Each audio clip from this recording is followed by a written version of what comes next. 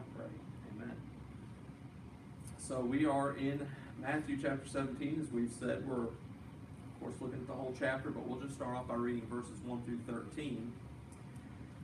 So Matthew 17, verse 1, "And after 6 days, Jesus taketh Peter, James, and John his brother, and bringeth them up into a high mountain apart, and was transfigured before them, and his face did shine as the sun, and his raiment was white as the light. And behold, there appeared unto them Moses and Elias, or Elijah, talking with them. Then answered Peter, and said unto Jesus, Lord, it is good for us to be here. If thou wilt, let us make here 3 tabernacles, one for thee, and one for Moses, and one for Elias. While he yet spake, behold, a bright cloud overshadowed them. And behold, a voice out of the cloud, which said, This is my beloved Son, in whom I am well pleased. Hear ye him. And when the disciples heard it, they fell on their face, and were sore afraid. And Jesus came and touched them, and said, Arise, and be not afraid. And when they had lifted up their eyes, they saw no man, save Jesus only. And as they came down from the mountain, Jesus charged them, saying, Tell the vision to no man, until the Son of Man be risen again from the dead. And his disciples asked him, saying, Why then say the scribes that Elias must come first? And Jesus answered, said unto them, Elias truly shall come first, and restore all things. But I say unto you that Elias is come already, and they knew him not, but have done unto him whatsoever they listed. Likewise shall also the Son of Man suffer of them. Then the disciples understood that he spake unto them of John the Baptist.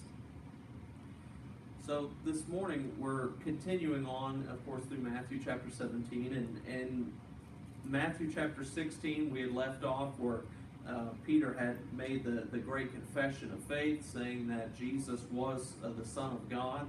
And as he was doing this ministering and, of course, healing people, you get to this point where it jumps here right into chapter 17, and you find the environment totally changes. You find this instance where he takes these 3 disciples with him, that is kind of his inner circle, and he goes up to a high mountain. And when he's there, there's this vision, and they see Elijah, they see Moses, they hear the voice of God speak. And as the disciples learned and saw these things and went through these different moments, and they learned these different things from the very feet of Jesus, one thing that I pointed out before, and I'll reiterate again, is most of the lessons that they were taught, they didn't have a full understanding of until after. Even when they were in a moment like this, and we'll get to it, but when Peter speaks up and goes, Lord, this is Jesus, this is some place, this is special. Let's set up a tabernacle for you and for Elijah and for Moses. Now, he was kind of speaking off the cuff, but he didn't realize how foolish he really sounded. But again, we'll talk about that a little bit further. But take your mind's eye and you move forward into the section where Jesus died on the cross. 3 days after he died on the cross, the disciples were dispersing. They, some of them had left. They had started heading back, and of course Jesus met some of them, and they gathered together, and he told them to pray and wait for the ministry of the Holy Spirit to come to them. But up until the point that they were filled with the Holy Spirit, they had gone through all of these events of seeing Jesus go through a false trial. They'd seen him crucified. They'd seen him die and be buried. And when they got done, they struggled with what they should do with their lives. Some of them said, let's go back to fishing. Others said, I don't know what to do. They literally did not know what to do with their lives. But yet, after Jesus was resurrected, after they met him, and after he was able to teach them about the fact that, hey guys, do you remember for the past 3.5 years I told you about these things to come? And here they are, they happened. And this was a fulfillment of prophecy. He would go back and even said that as he met the disciples that were traveling on the road, he sat there and told them from the Old Testament to the New, teaching them about the fact that he had to die and be buried and risen again, and that this was all a fulfillment of Old Testament prophecy. And then, of course, when he broke the bread, they knew who he was. And he said, did not our hearts burn within us as he taught us the Scriptures? So, as you get to this chapter, in chapter 17, these 3 disciples are going to be given privilege to see something that very few people in all of history have seen up until the moment of seeing Jesus in his glory. And this very moment will be the moment that will drive their ministries throughout the future. In other words, as they're going through suffering and through times of anguish and loss, and even to the point of their own deaths, this moment would be the moment that would drive them forward. It'd be the moment that would push their ministry, and we'll see that later on. But the question we often have to ask ourselves is, what do you do with your life? And this is a question you'll ask it more than one time in your life. You'll ask it as you're graduating from high school. What do I do with my life? You'll ask it as you graduate college. What am I going to do with my life?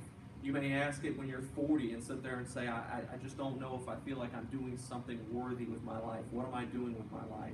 You may ask it when you're retired and you wake up and think, what am I doing with my life? I mean, it's a question you're going to ask a lot of times in your life for different reasons. But here, the disciples are going to be given the fuel to answer that question. What do I do with my life? Because they're going to ask that question. They're going to reach the point when Jesus is crucified. They're going to say, what do I do with my life?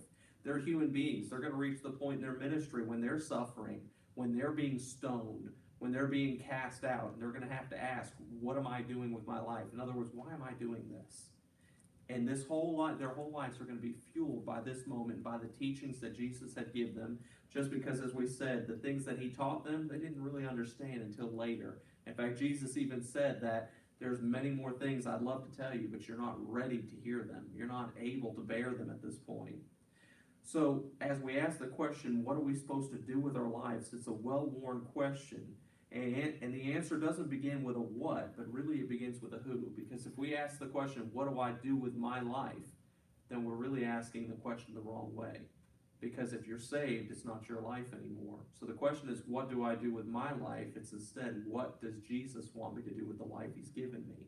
And that's exactly the point of what we're going to look at here, is the fact that if we want to know what to do with our life, then we first of all have to know who's in charge of it.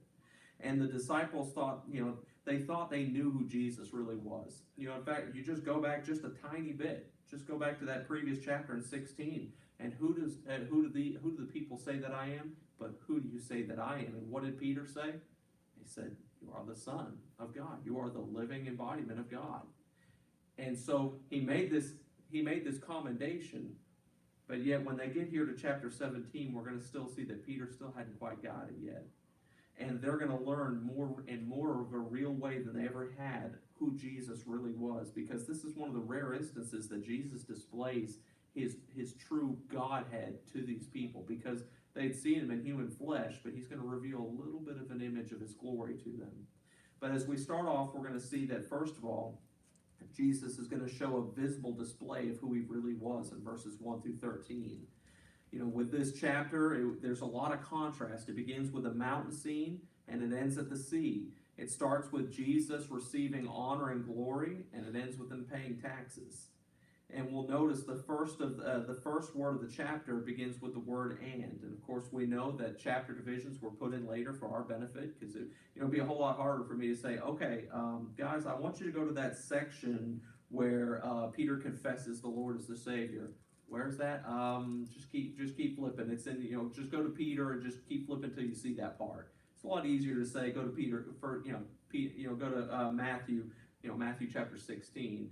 But this break here is just a continuation, because he said, and 6 days, and after 6 days, Jesus taketh Peter, James, and John, and his brother, and he continues on. But this connection here, Jesus is going to carry over the connection from the last verse of chapter 16 to verse 17. And the last verse again, he said, verily I say unto you, there be some standing here which shall not taste of death till they see the Son of Man coming in his kingdom.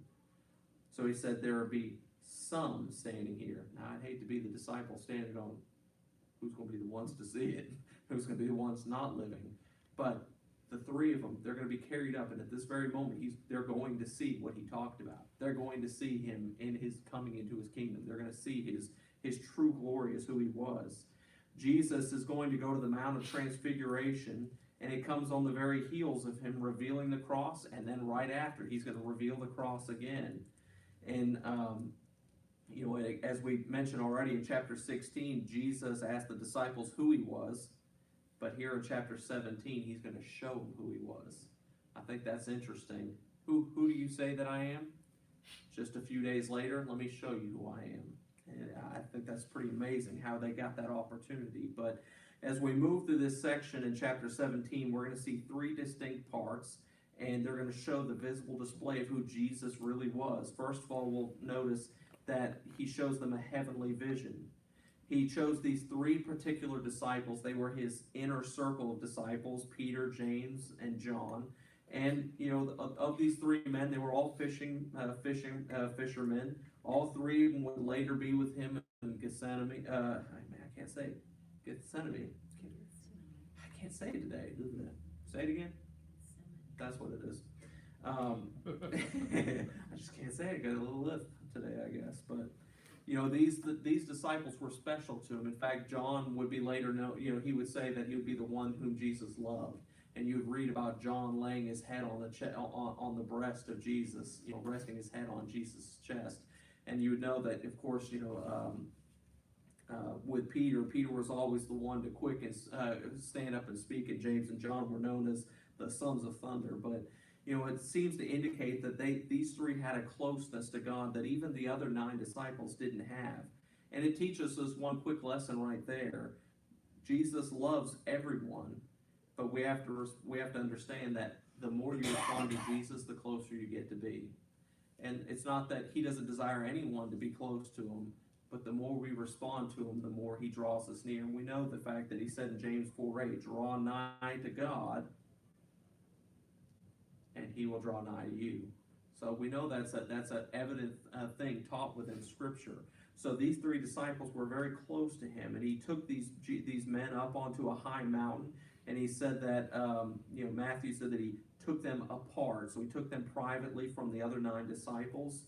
And, there's times where we have to be refreshed. We have to be alone with Jesus, and this was a perfect example of that. Peter would later recall this time with the Lord when he referred to it in 2 Peter chapter 1, verse 18, when he talked about the fact of being with God on the holy mountain. So, in verse 9, what's interesting too is he said, as they came down from the mountain, Jesus charged them, saying, tell the vision to no man until the Son of Man be risen again from the dead.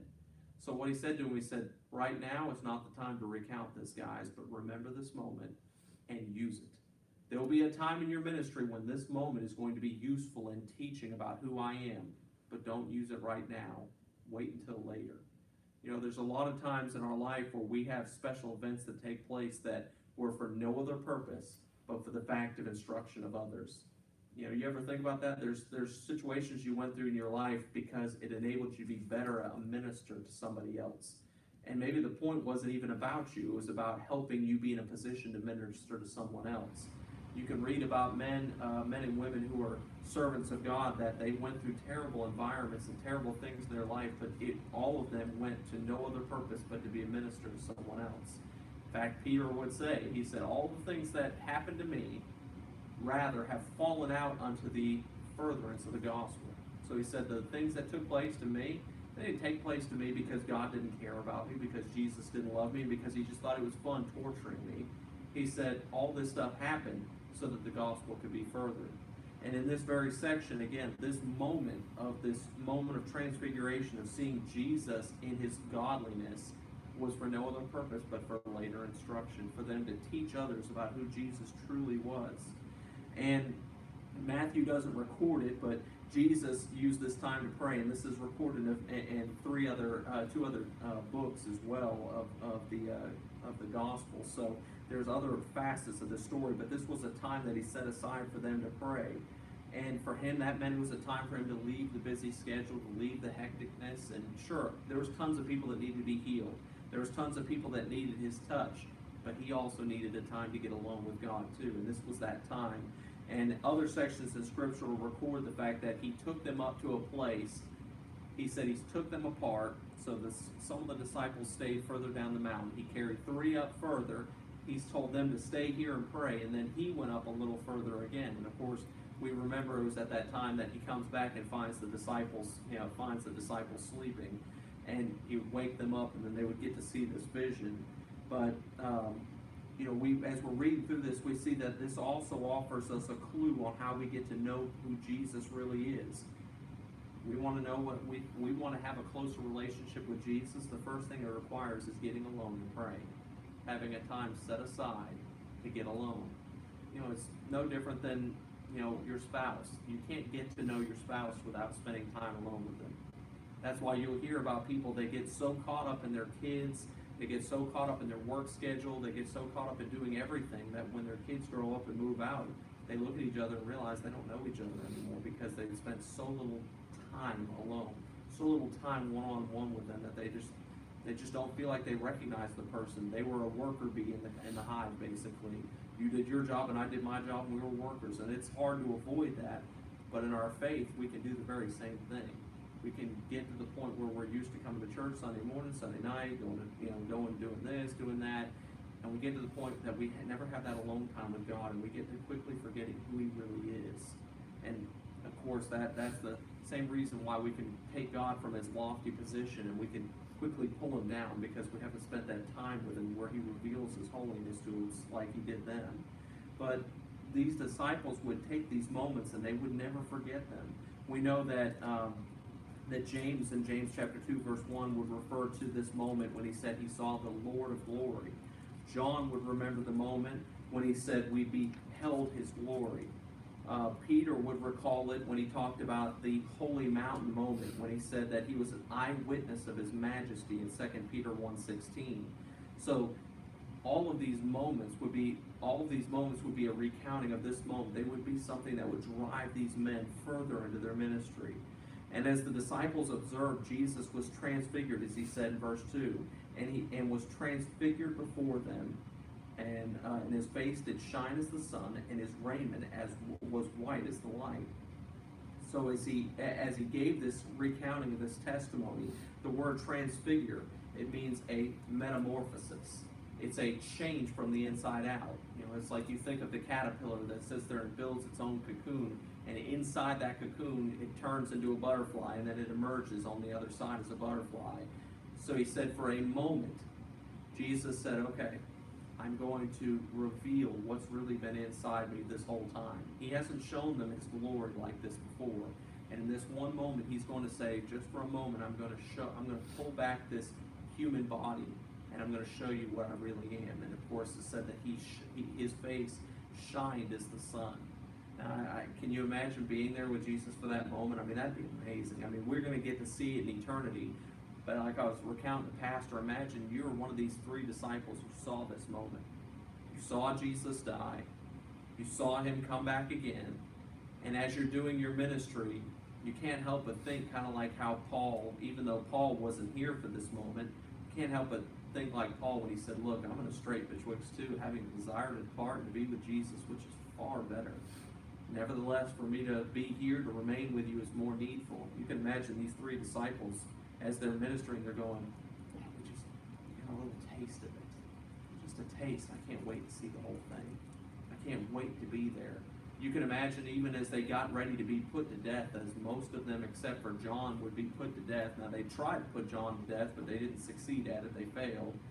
But you could imagine these other disciples saying, you know what, I'm not looking forward to the dying part, but I sure would like to get on with the death, because I can't wait to see the rest of what He just showed us a piece of. And I think the truth is, although we don't have the same privilege that those three disciples did, I think if we'll spend time with Jesus the way that they did, we'll spend time alone in prayer and getting alone with Him, you know, I think we could still be in the same spot that Paul was when Paul said, look, to be honest, I know I got to be here because I've got responsibilities, but boy, I sure would like to get on.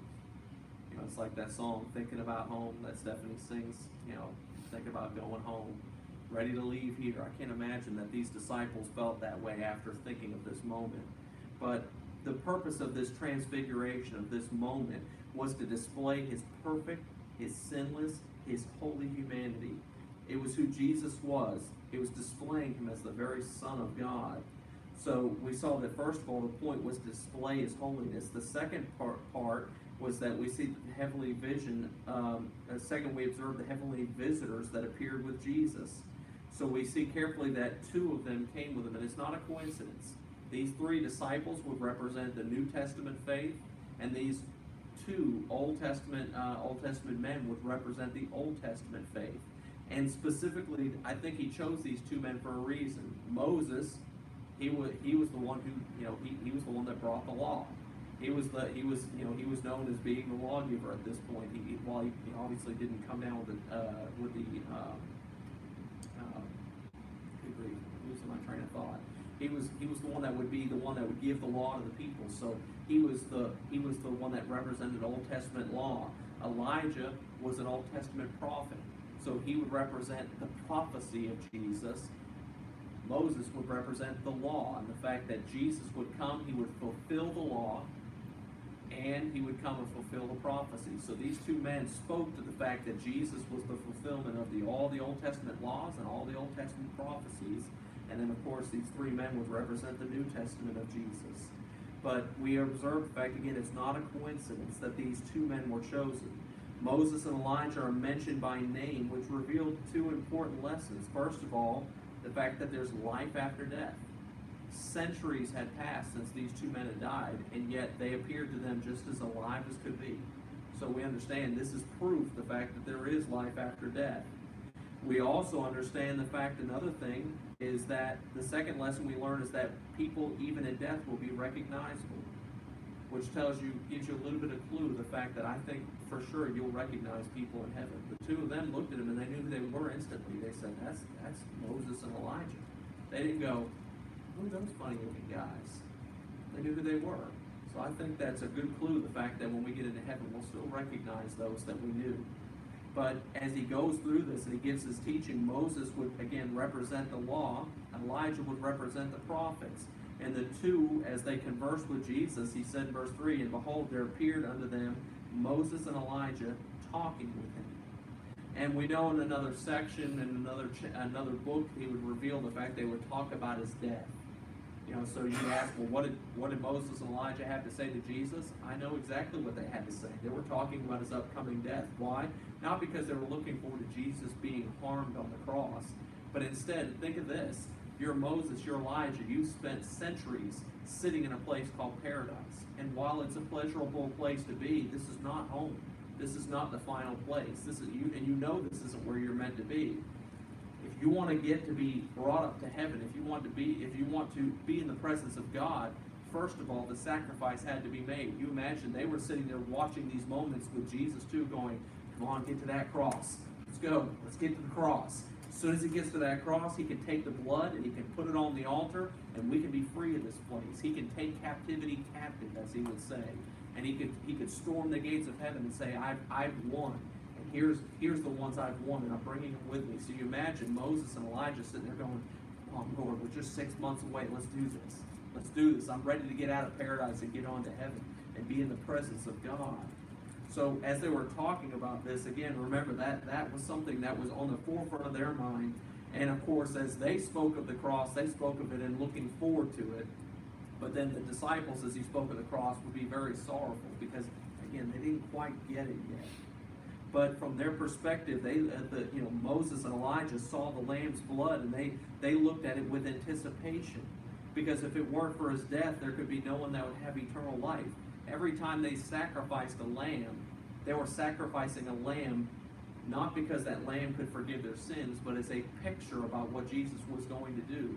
So you imagine Moses and Elijah fully understood what was going to happen. You remember Abraham, as he was getting ready to sacrifice his son on the altar, he said, the Lord will provide himself a lamb. At that very moment, he was still foreshadowing the death of Jesus. So every Old Testament believer was looking forward to this moment. And that's exactly when they got a chance to talk, that's what they were talking about.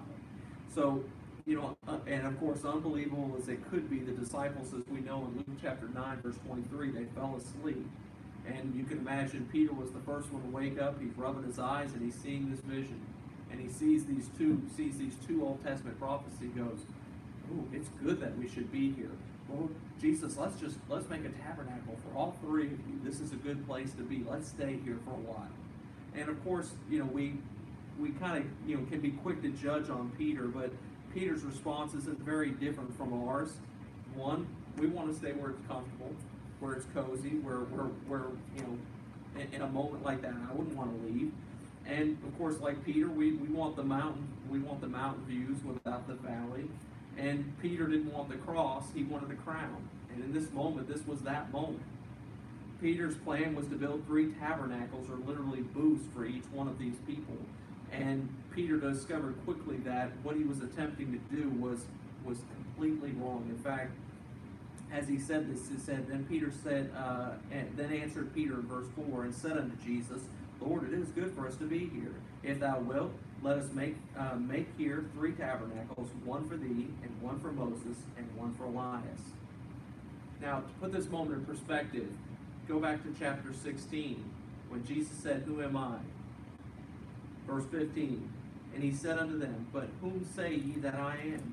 And Simon Peter answered and said, Thou art the Christ, the Son of the living God.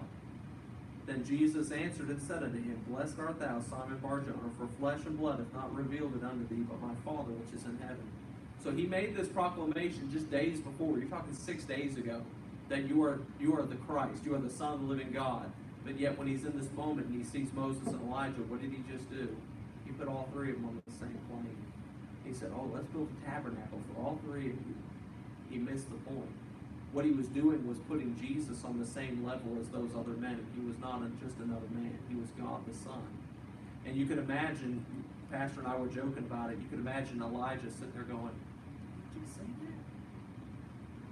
Jesus, you picked that one? Man, he ain't too bright, is he? I mean, you gave me Elisha. Elisha was a pretty good dude. And then Moses is sitting there going, I had Joshua. Did you see all the stuff Joshua did? And you're stuck with Peter. Oh my goodness, that guy don't get it at all. You can just imagine them. I mean, you can, come on, put it in the real world. These are people. You can imagine that conversation going, this guy don't get it at all. He just looked at us and said that we're all equal and said, build a tabernacle for all 3 of us. Hey dummy, do you not get it? This is the Son of God. We're just his workers, just like you are.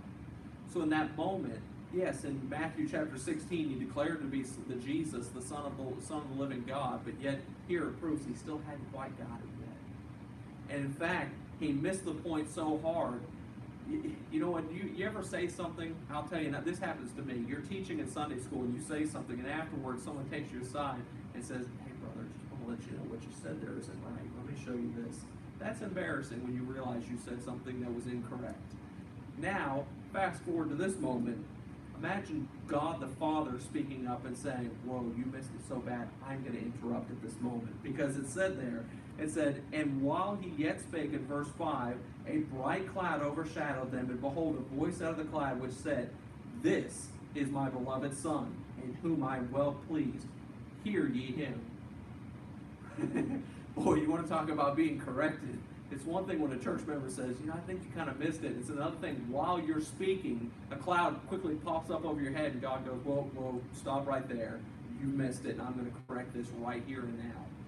This is my beloved Son, in whom I am well pleased. Hear ye him. Boy, that you got to imagine, that's a moment to stick with you for a long time, that literally God came in a cloud to correct you. But that's exactly what just happened here. I mean, put this into your own shoes. Imagine you were the one that did that. That's a wet your pants moment. Wait a second, I just put God on Jesus on the same level with 2 of his followers, and God literally corrected me from heaven. But that's exactly what just took place. In every way, he was displaying the fact that he was pleased with his Son. He was pleased with his Son in everything he did. And of course, the question we have to ask ourselves is, if Jesus appeared in a cloud over us, would he be able to say, this is a follower. This is my Son, because you've been adopted. In him or in her, I'm well pleased. Would we be able to say that? And obviously, I know we're imperfect creatures. We sin. But are we attaining to the I am well pleased? So as he gave this voice and he spoke up, he again one more time relayed the fact that Jesus was his Son. He was pleased in him and his ministry. So again, if we're going to know what it is we're to do with our life, we have to have the moment where we understand who Jesus really is to us. He is God the Son, and he is here for us to follow. We are to obey his commands. So secondly, we're going to move forward in verses 14 through 27, and we're going to see a valid demonstration of Jesus, of what he wants from us.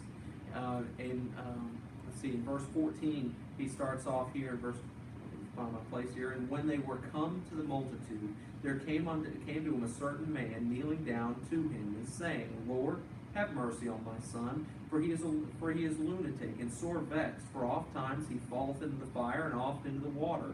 And I brought him to thy disciples, and they could not cure him. Then Jesus answered and said, O faithless and perverse generation, how long shall I be with you? How long shall I suffer you? Bring him hither to me. And Jesus rebuked the devil, and he departed out of him, and the child was cured from that very hour. Then came the disciples to Jesus apart and said, Why could we not cast him out? And Jesus said unto him, Because of your unbelief. For verily I say unto you, if ye have faith as a grain of a mustard seed, ye shall say unto this mountain, Remove hence from yonder place, and it shall remove, and nothing shall be impossible unto you. Howbeit this kind goeth not out by prayer and fasting. So, obviously, we all enjoy the moments of mountaintop, but again, they had to get to that. They had to get to the valley. They initially leave the mountain, they go down to the valley, and immediately we find a demonstration of what Jesus wants to do. We're going to see different stops along the way to the very last moment. And the first stop we're going to see is that he came down to free a child in verses 14 through 21. And it became a chaotic scene. You imagine stepping into the scene. Jesus is walking down with the 3 disciples behind him. And you find this guy pleading with the other 9 disciples, do something about this. Why can't you help my son? And they sat there and they prayed. They called on the name of God, and nothing happened. And they go, well, that's weird. This has worked before. Okay, you try it next. You try it next. Okay. I'll lay hands on him and get this demon out of him in the name of Jesus. It didn't work. Maybe we just told him to do what it wants. Okay, everybody put your hands on him and do it again. I mean, put this in real moments. You can imagine this playing out. There's this moment of embarrassment of realizing that they don't have the power to cast this demon out. And then Jesus walks up. And Jesus, of course, knows exactly what's going on. The man didn't have to make this plea to him, but he does. He said, Lord, your disciples, they tried, but they couldn't help. Help me. My son he's a lunatic. He's sore vexed. And he's got this demon possession in him that keeps trying to hurt him. So as we see this moment, we find this pain-filled encounter because we find a man who needs help, and yet we find men of the church that are not able to help.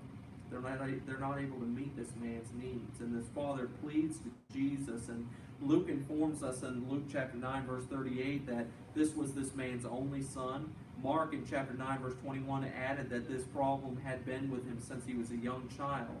And the boy experienced, obviously, some type of nervous disorder, but we know that it wasn't physical in nature, it was spiritual in nature.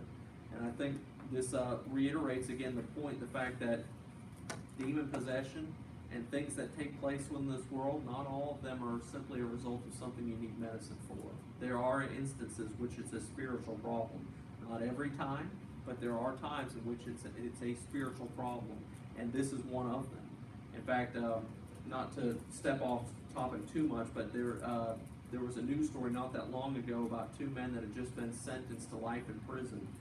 And they were in a small town, and the 2 of them were known for robbing houses. They did drugs, and they robbed houses for drugs, and they actually robbed this house, and the one guy ended up killing all the family members and literally dismembering them and scattering parts throughout the house. And the sheriff of the town said he knew these 2 guys, and he said, look, they were drug heads. They didn't ever hurt anybody. They weren't, if they broke into a house, they'd break into a house that no one was home, steal enough that they could buy some drugs and move on. He said, we knew them well. And even the guy that was with him said, I'd never seen this before. But he said, the man that he was with, he said, it's as if something changed in him. He said, it was literally as if something snapped. And he said, I could look in his eyes and see he was different. And that's the moment that he went and killed those people. You can't tell me that's not demon possession. That's a perfect example. And even the guy afterwards said, I have no idea what happened. He said, literally, I don't have a memory of the moment. So stuff like that still happens. But in this moment, that's what was taking place with this young boy. And as Jesus gets ready to minister to him, he looks over at the disciples and he says this to them, something that seems so off to say to the very men that followed him. O faithless and perverse generation. Man, you imagine Jesus saying that to you? He looking at you and saying, you're faithless and you're perverse. And the word perverse does not mean to be disgusted. The word perverse means twisted. He said, I have given you pure faith, and you've cast it aside. You haven't believed in me, but instead you've twisted it. And he said, basically, you stood here thinking that it was some magic parlor trick. You could just lay hands on them and this boy would get healed. But what you've missed is it was the faith. He didn't get healed because you had a magic touch, because I gave you magic gloves. He didn't get healed because you had a magic prayed over hanky, like they try to send you in the mail. Send us back money, we'll send you a prayer hanky. He said it wasn't a magic trick. He said it was the faith of believing in God and believing that he could do this. That is what healed them. It wasn't anything magic in themselves. And he said, you thought that it became a trick you could do by just putting your hands on them, but you've missed the faith aspect of it, and as a result, you've twisted it. And as he said this to these people, how many times could we say this to ourselves or to the modern church? You claim to have the faith of God, but yet you've become faithless and you've twisted it. You've turned it into something it shouldn't be. And as he said it to these disciples, you can imagine how much that moment must have hurt to hear that. But as Jesus requests the boy to be brought to him, it shows us the ultimate solution is that when there's pain, there's sorrow, and there's sin, there's only one thing that can fix that, and that's Jesus. Educators will say, bring them to us and we'll teach them to do better. Psychologists will say, bring them to us and we'll counsel them to a better life. But the truth is only one can actually save them, and that's Jesus, as he said, bring them to me. From that very hour, Matthew records that Jesus cured this child. And after the man and his son departed, the disciples came to him in verse 19 and came to him privately and said, Jesus, what went wrong there? I love that. The fact is that they had a problem, they admitted it, and they were willing, though as much embarrassed as they were, to come to Jesus and say, what did we do wrong? I think one of the very and most important things about Jesus when he chose his disciples is one word, and it's teachable. That's what he was looking for when he found a disciple. Be teachable. Because the fact is, we're humans. We'll make mistakes. We'll do things wrong. We'll mess it up. We'll forget. We'll be faithless at times. But the key is, are you teachable? Are you willing to admit you're wrong and be willing to be made right? That's the key.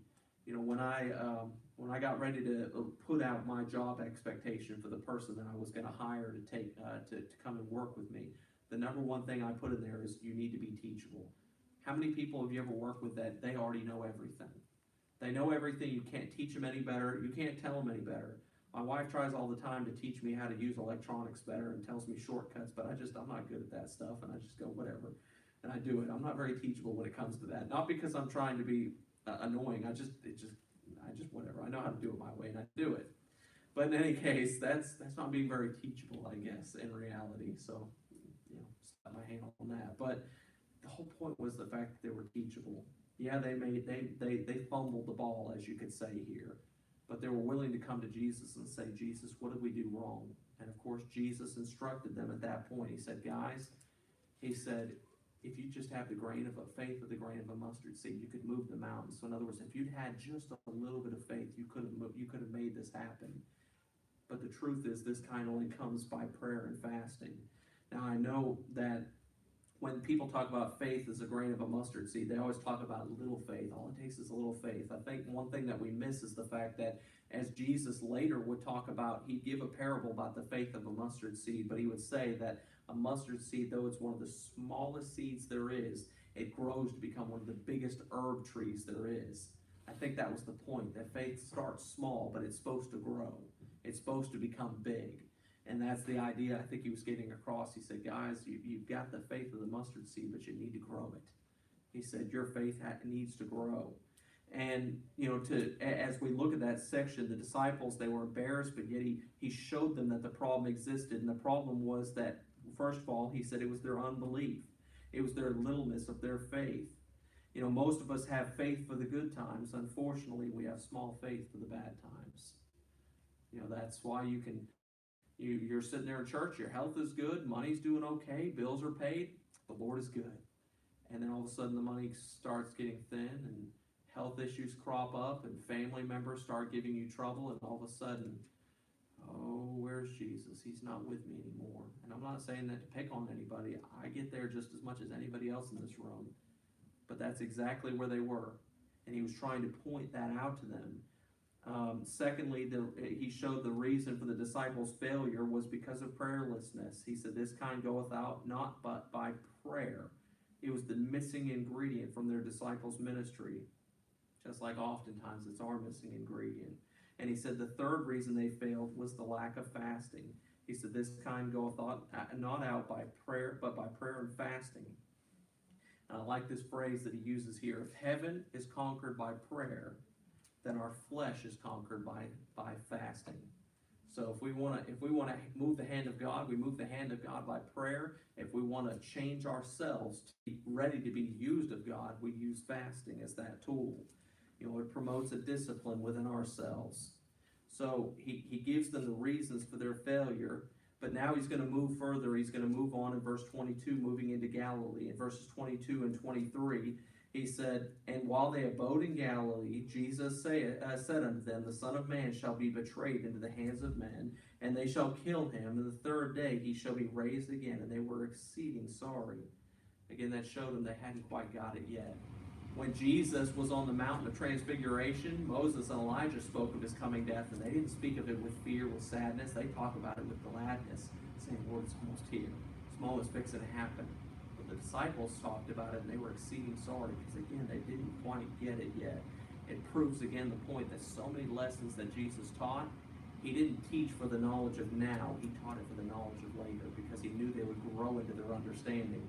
I think it's important to realize the fact that when someone gets saved, we ought not to expect them to instantly just get it, to instantly have this whole Christianity thing figured out.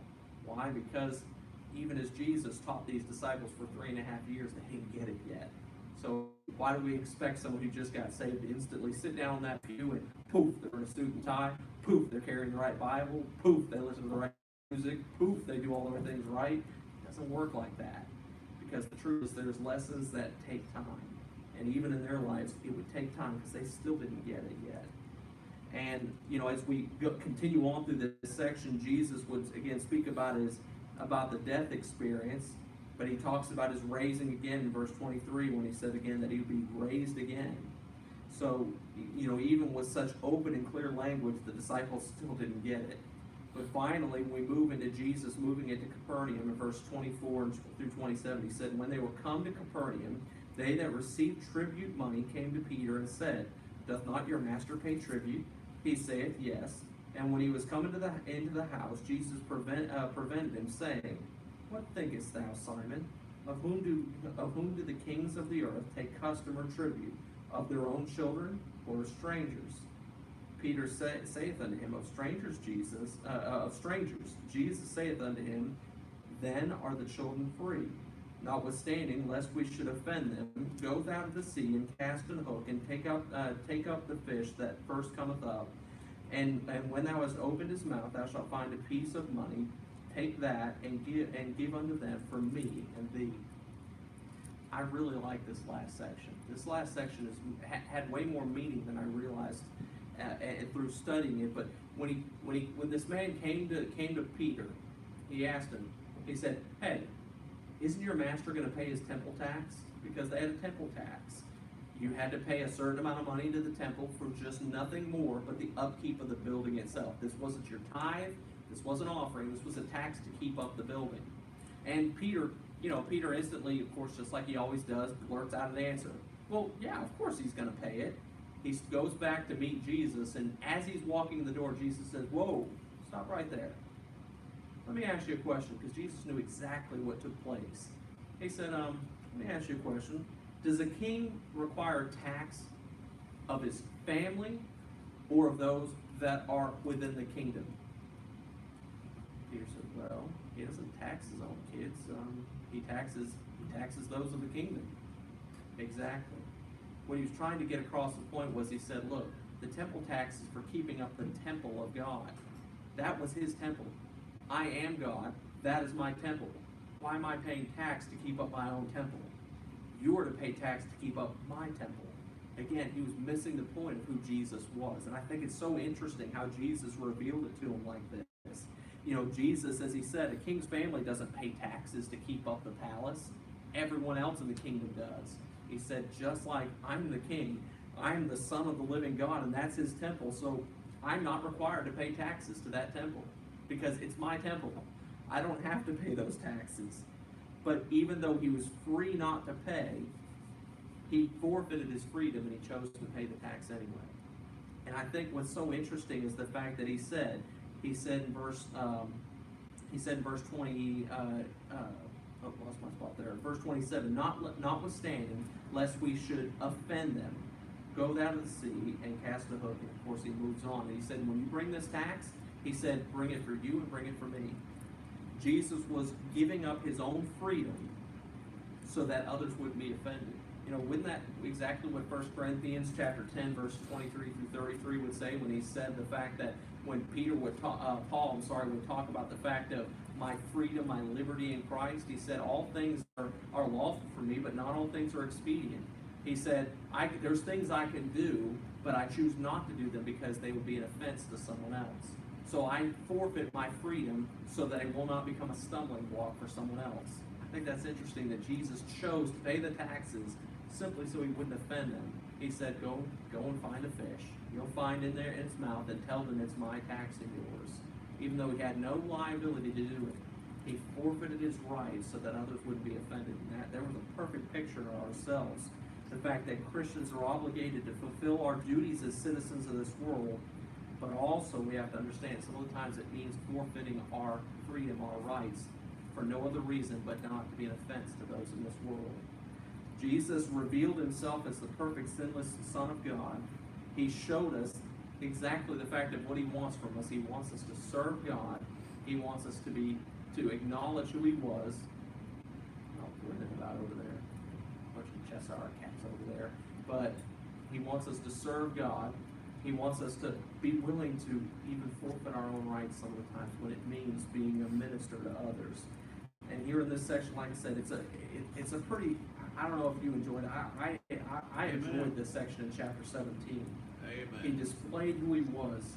But I think the best lesson I got out of it is the fact that even as they went through this, they still didn't get it. And yet God didn't.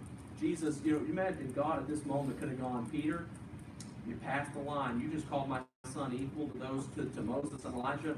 Poof, you're dead. People talk about the fact that God is not a God of mercy. Because I've got a family member said, I believe in the God of the Old Testament that just kills and fire and death. But I can't believe in the God of the New Testament because that mercy stuff doesn't line up. Really? At this moment, God the Father could have just snuffed him out and said, whoa, you went over the line there, but he didn't. He just spoke up and corrected it. Even when they came down, the 9 disciples, even after 3 years of ministry with God, they didn't have the faith, and they couldn't cast out this demon. And yet, he said to them, you're faithless and you're perverse. He said, but let me teach you again.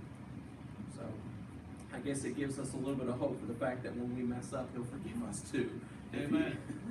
Well, we went a little bit over time, which is fine. He'll be over. But let's pray. Lord, I thank you for this time and your word. Lord, I thank you for the fact that you did truly reveal yourself for who you were. Lord, you are the Son of God. You are God, God made flesh. And Lord, you revealed that to them, and that would be the driving force that would drive their service for you into the future, all the way to the point of their own deaths. Lord, I pray that we would take that time of getting alone with you so we can have that same knowledge of who you are. Lord, while we may not see you in flesh the way they did, Lord, you say it's even greater faith for those who did not see, but yet they believe. Lord, we can have a greater faith than even those 3 disciples did. And Lord, help us to exercise that faith, Lord, so it can drive us further into our ministry, even when we hit the valleys, Lord, we can be driven by that mountaintop experience with you in prayer. Lord, just be with us as we go out this week. Lord, help us to be that example of a believer that's